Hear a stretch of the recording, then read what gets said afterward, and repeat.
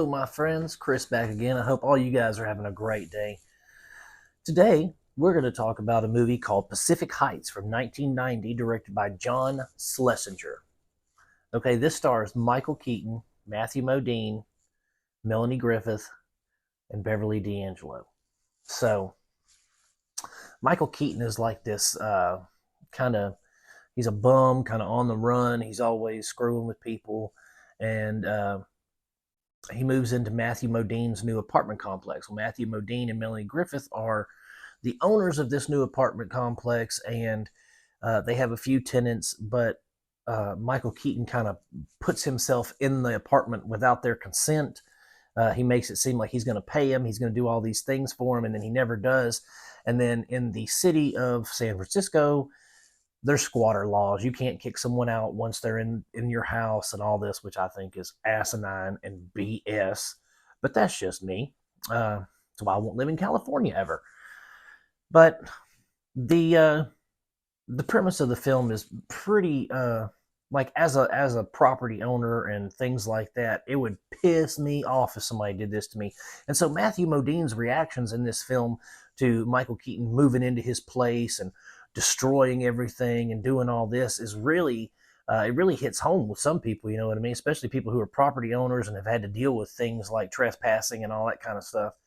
But Keaton gives a phenomenal performance as the psychopathic, or maybe sociopathic is a better word, tenant. You know, he does the creepy things like watches Matthew Modine's wife, Melanie Griffith. He watches her, you know, while she's bringing in stuff or doing stuff in the basement.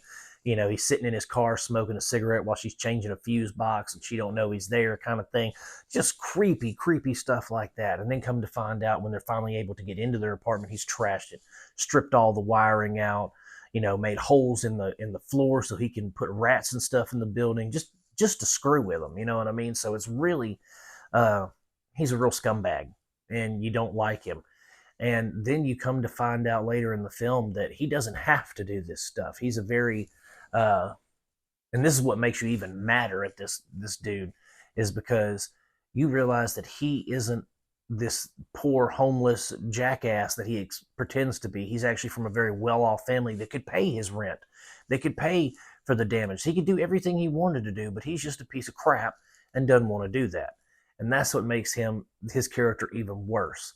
And the interactions between Modine and Keaton are really superb. Like, they're intense. They holler at each other. They have great facial expressions and inflections. Their body language is incredible. So I think John Schlesinger did a really good job of bringing out those characteristics and those emotions with these guys' performance.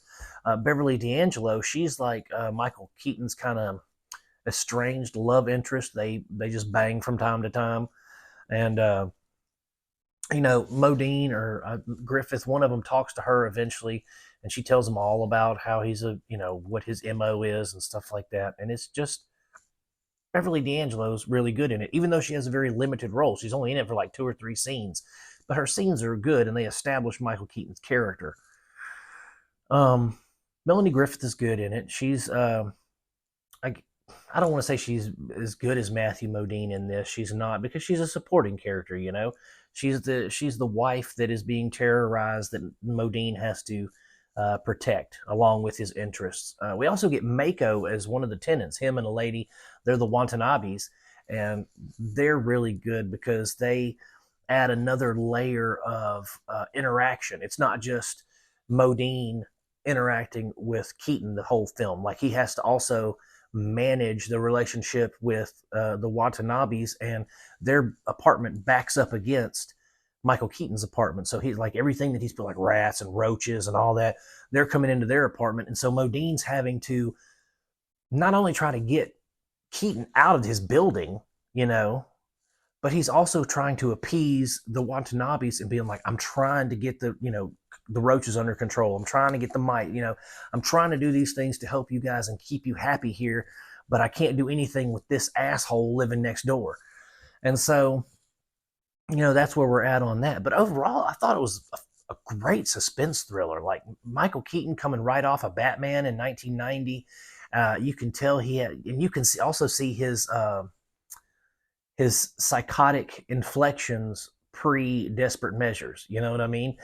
He really, really nails the mentally disturbed, crazy guy, very well. He does good.